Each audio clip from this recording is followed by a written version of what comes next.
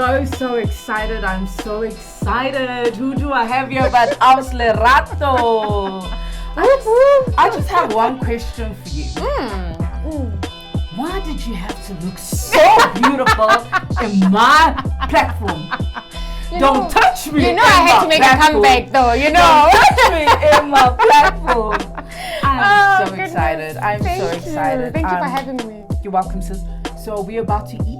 Yeah? You're going to feed me, right? All right, You're going to feed the viewers, I will feed right? the viewers. My name is Happy Patricia. Welcome to the Scholar of Life. Sister Lerato. Hello. I love your name. Thank you. You know I love your name, right? I do. Describe to the viewers who Sister Lerato is. Ooh, I'm a lot of things. I am blessed to be a mother, blessed to be a wife. I'm a businesswoman. I'm a ministry of love and also an altruist by nature. That's who I am. And I'm a storyteller. How can I forget that? I'm a storyteller. What's an altruist? An altruist is someone who does things voluntarily, an act of selflessness for the benefit of other people. I knew you were going to come with them big words. I should have brought my dictionary. I love that, sis. I love that. I love that about you. Okay, sis. 2020. Interesting year, right? Yeah. What has 2020 this year so far taught you? It's taught me a lot, sis. It's taught me a lot. And I think it's taught me a lot about me, resilience that resides in me. There were a lot of challenges for many people, naturally. And as a business, we've had to stay afloat, you know, and the ability to pivot and remain resilient and keep your hand on the pulse, your ear on the ground, and just move on amidst the turmoil and learn to pivot amidst the turmoil. That's what it's taught me from a business front, but also from a motherly front. I got to spend so much time with my kids. I learned a lot about myself in terms of degrees of patience. We had to homeschool, you know, so there was a lot that I had to tap into about myself in terms of learning to be patient, learning to love my kids more than I ever have, because you have to love them through their mistakes, through the mess in the house, through so many things. And I think I also had a spiritual moment as well, where God just invited me to do his work in the 2020, you know, call it troubles. I got to do a lot of this altruistic stuff that I was talking about earlier on. I got acquainted with quite a couple of women who found themselves in a destitute position. And for the first time in a long time, I had to stretch myself with my pennies, with my efforts, with my time, and help out. So I got to discover the altruistic part of me, where I wasn't necessarily thriving myself, but I had to break bread and let it stretch. And so really 2020 was a year of great patience, great resilience, pivoting, and also just being an altruist in its true sense. That's what 2020 taught me. Can I just say something? I just picked up how you said that you had to discover that you had to break bread. Yes. Sis, well, you just discovered this about you now. I've always discovered that about you for a while. You are a giver. You are a giver. I'll just go back to, I remember, I mean, for a lot of people, people see you now and, you know, just the success that you have, you know. I remember I know this is not sounding too materialistic, and I know you're very humble about that. You're extremely humble about that. I remember about 2 years ago, not so sure, when you were pregnant with your second child.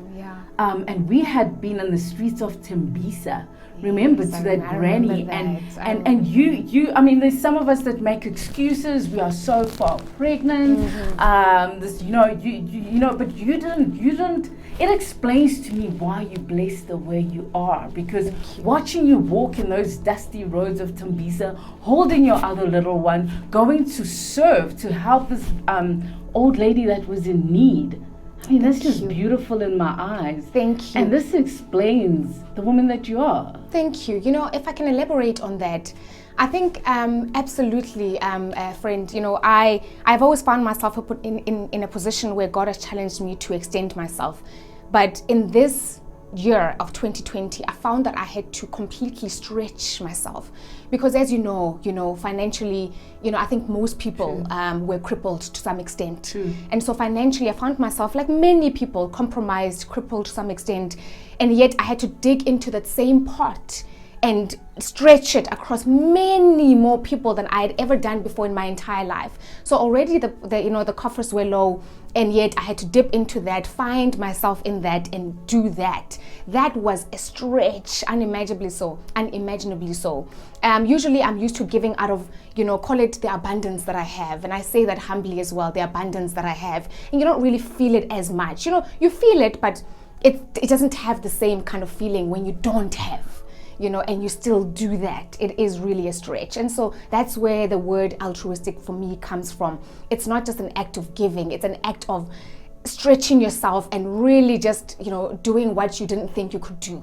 That's what I was really, that's the position that I was in. Did you go out and find out this about you, or did it just sort of come to you? It found me. Break it down. I really believe that, sometimes when you give God something to work with, He will multiply it. In the same way that people wait for, they pray for stuff, blessings come my way. I'm going to go fetch this in the spiritual realm. I'm going to go do that. But if there isn't even fertile ground for that crop to grow, we always have to be fertilizing our ground, turning the soil constantly, so that when the harvest comes, when the blessings come, they find something ready to bless.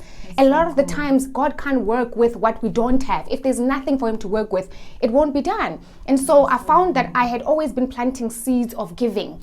But when God found the seeds of giving starting to germinate, then He was like water, fertilizer.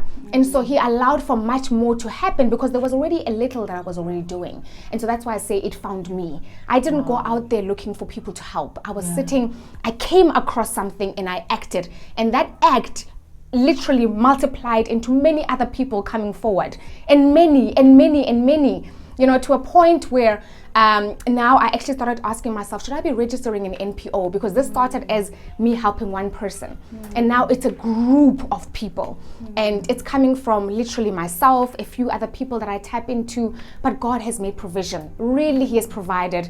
I literally found myself in situations where people were calling me to say, you know what, is there anything that that's going on that I can plow into? Literally sitting at home, wondering how I'm going to continue helping the way I have been. So it really has been God orchestrating it all.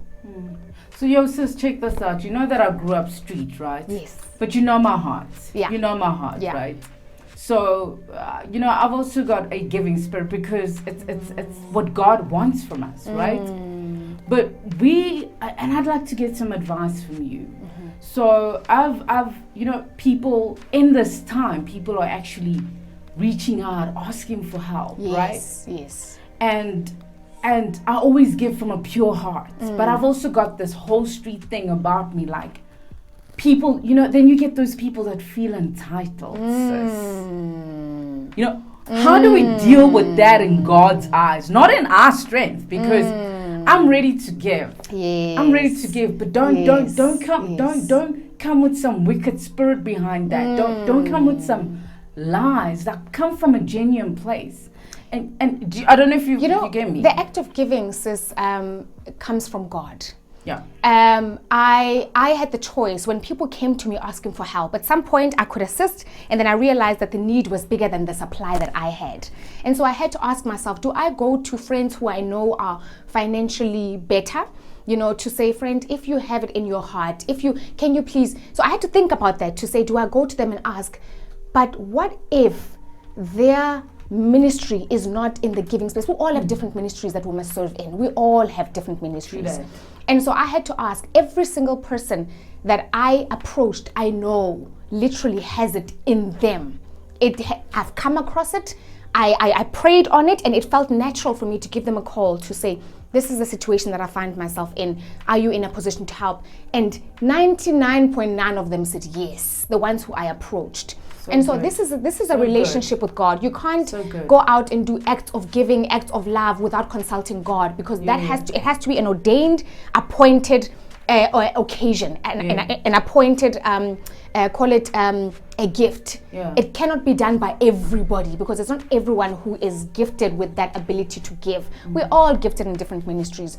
Mine, I think, is love, and it's gifting people. So much love. I know that. And so it comes so natural. So it has to come naturally, sis. If at any point you feel that there is a hesitance to something, you pray on that. And then if it still doesn't feel right, you move on. It has to, I always say that passion and purpose are derived from energy. Where your energy lies is where you are supposed to be. I found that my energy was in giving and giving in this period of 2020, and it felt so right. It has to feel right. It felt so right. And so it came naturally. If it's not coming as naturally and there's hesitance, you consult God. And if you still find that there's still hesitance and you're questioning, but why are these people, but why, then it's not supposed to be yours. It's not for you. It's for other people to do. I'm going to try and break it down again, sis. Yeah. I'm going to try and break it down again. I'm a giver, right? I say I'm a giver, right? So what I'm saying is that as a receiver, you get those. I'll give you an example. Let's say at the robots, you give this guy $5. It's like, hey, you give me $5. I mean, why are you going to give me something like that? Or, or you give somebody like maybe clothes or something like that, and they feel entitled. Okay? People, is it my job to judge their spirit of entitlement, or do I just carry on? No. That's where I kind of like, that is your people ministry. that use you, that is where your, you feel used. How do you handle that? Yes. Sis? Come on. You see, that is your ministry. You have to know yourself. I know myself. I know that this is a gift that God has given me, the gift of giving, the gift of love. It cannot be compromised or questioned by other people's reaction to my gift to them. Wow. I cannot stray. I cannot off-ramp from that gifting. Power. Mine, I maintain that particular gift is I'm going to give, I'm going to love. And if those who choose to take it, trample all over it, throw it away, manipulate it, hate on it, judge it, that's for them to deal with. They are the ones that need the growth, not me. I found myself and I'm living in my truth. For as long as happy, it doesn't hurt me, it is good for me. For as long as it doesn't hurt me, it's good for me. It's feeding my soul. It's pleasing to God. It's me living out the purpose that I was intended to do. And so you can't live your life according to how you think people are going to react to it. You must live your life. You must live your truth. Yeah. Live your truth. Live your truth. We're all about truth. Live your truth, But how come being truthful, people... And it hurts. It hurts sometimes. Happy, it hurts. People will take advantage. People will manipulate it. It does hurt. And there's no cross. There's no cross that was ever meant to be light. Every single thing, a gift, you have to bear it as a cross sometimes because it can be harmed. It can be hurled at. There will be insults that come with that. You will be in the arena and people will beat you down in the arena. Those in the grandstand will howl insults. But for as long as you are maintaining your truth, for as long as you're doing what feels right to you, you will win. That's so cool. You will win. That's so cool. That's so cool. Sis, going back to you, right? Have you always felt that you're on your own lane? Have you ever felt like any comparison that you had to be compared to an individual, or have you ever felt that you needed to compete, or are you always specifically in your own lane? It's a difficult one. I haven't always been in my own lane. I think we deviate naturally because of external influences every day. I struggle so much with social media sometimes. I think I know exactly what it is that God wants me to do. And then I pick up my phone and I'm on Instagram and I'm on Facebook and I discover other things that other people are doing that look so much more exciting than what God has intended for me to do. What does that do to you? So much. Oh, absolutely. It's a dampener on my vision for myself. It questions whether mine is legit enough, whether mine is big enough, whether mine can be monetized enough. I wonder, how do you monetize giving? You can't, in fact, it takes away, right? How do you monetize giving? Even if you were to get the biggest sponsor to help you give more, you can't take a salary from that. That's just genuinely what I believe. So how do you monetize love? It's just one of those things where you ask yourself, God, I want to remain true to myself, but there's bills to pay, there's people are doing this and that, and they're popular and their brands are growing. How do I stay in my own lane that you've called me for when it's not too popular of a lane to walk, And really, my honest truth is that the people who I have admired, people like, can I name brands? Perhaps? Yes, Happy, okay. Like myself, yes. Bo Happy. Oh, lots of people like Oprah, Tyler Perry, many people in the world who are living their truth and have made something out of it and they've monetized it and they're inspiring people everywhere. I look to those people, TD Jakes, I look to them and I say they are in their lane. You can't deny that Oprah is not in her, she's in her lane. Tyler Perry is in his lane. Oprah Winfrey, TD Jakes is in his lane. And they found a way to make it work and not be distracted by the noise. So I draw strength from that. I draw inspiration from that. Yeah, I do. And naturally, spiritually, I do draw strength naturally from God, but it's hard when you don't have people like you and me to rely on. So, yeah, got you. Yeah, it's hard to solely just look at God's vision for you and say, I'm gonna stick to this. You get distracted. You get distractions from social media. You get distractions from friends. You get distractions on TV, on radio, when you hear other people, do their thing and thrive, and and you're just like, but how is my thing gonna blow up, or when will it blow up? You do get distracted, and that's okay. That's okay. Just find inspiration in someone. God uses people, sis. God uses people to bless us. Mm-hmm. So God, I believe, has used different figures, public figures, for me to really speak a word in me, to say, he stuck to his truth, she stuck to her truth, he is doing him, she's doing her. So I should do me, and mine will happen as well. Do you know what's amazing? That both our concepts are so different, and I'll tell you why in closing, and this was amazing, is that obviously when I wanted this platform, this space, right? And then you just told me that, social media can be a problem, like you look at other people and whatever. And it's amazing that obviously people are different and where we draw our strength from. And I know that my background, I don't qualify for a lot of things that my vision, I don't know if you understand what I don't qualify for it.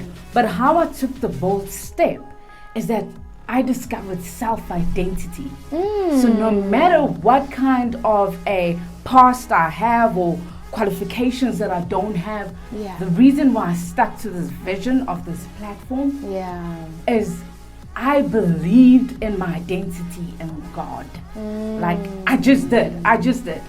Whether it's going to, and then funny enough is that looking at you, you're one of the people that I admired, and that's why I have you on this platform. There are all these names that you mentioned, that's fine, good for them, yay, seriously.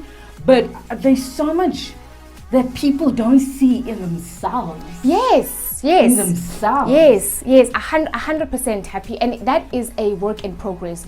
There's times when I feel like I can conquer the world. Gotcha. I wake up in the morning, I'm like, God, I've got this. There is nothing that will deter me from the plans that you have for me. You have promised it in Jeremiah 29:11. You promised me. I forgot. I know the plans that you have for me. Hey, you wake up and you feel like you're on top of the world. But sis, then we go into the world. We step into the world and we discover things, we discover posts, we discover, we read something and someone has just won awards, and as a human being, naturally it's a side step. It just you lose your balance a little bit, and then you come back. You're like, I got this, and then something else happens and you lose your balance and you come back. The main thing is to come back. You will always find people who are bigger and better, doing better things than you. You will always see things that are looking much prettier, always. But the point is, come back to the middle. Come back to the middle of who you are. But I don't deny, I'm not going to sit here and pretend like, I'm going to conquer the world. I have nothing that distracts my vision. This is the vision that God has for me. Nothing. No, I'm human. I'm human, and I live in a world where people are thriving. I live in a world where people are suffering, and I'm conscious, and I see that, and it does something to me. I'm a feeler. I feel when people hurt, I hurt. When people thrive, I thrive. But there is still naturally the part of me that's like, God, even me, God, even me I want, naturally. And so I won't lie about that, but I will speak the truth to say I do come back to my middle, which is the fact that God has plans for me too. I'm still here for a reason. My past, I literally believe I've got 9 lives. I've escaped death so many times, and God has afforded me to still be here. And that is for a reason, and that's why I wake up with the confidence that I do every morning. But that confidence naturally gets swayed by so many external things. But I always remember to center myself and come back to who I am at the end of the day, which is I'm a child of God. I'm an altruist, I'm a storyteller, I'm a mother, I'm a wife. What a blessing. Hey, what a blessing. Sis, this was so good. Is it finished? This was so good. It is finished. It is finished, but I would love to have you back. Don't touch me on my studio. Sis, This was so good. This was so good. Yeah. Truth telling. Thank you so much. Thank you so much. Thank and you in very closing, much. You can close this thing. Close this thing. Thank you very much. I think for me, this platform has allowed me to tell the truth. I think a lot of us hide behind the guise of perfection. I am not perfect. I am a human being who's trying to figure it out every day. I know the things that I need to work on, and I know the things that I need that I'm struggling with, that I want people to know about. I don't like this notion of perfectionism. We are flawed as a society because of perfectionism, because of front. I am not fronting now. I'm telling you my vulnerable truth. I believe that vulnerability is the epicenter of so many different things, but it is also the birthplace of love, belonging, joy. So this is my birthplace. And I'm saying as well that, truth has legs. Once everything else leaves in the room, truth will remain standing. And so I hope that people will appreciate my truth today and my vulnerability, because that's what I came to do here. I came to be vulnerable because I don't want to stand behind the guise of perfectionism. You gon' make me cry, girl. You gon' make me cry. Lastly, just close by is Chivenda in saying it in Chivenda.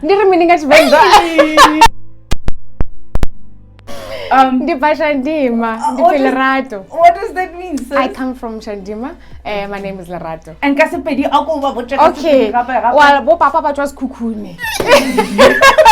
Quite face. Love it, sis. It was good having you. Thank you very much. Peace and light, everybody. Thank you. Yo, sis, that was nice.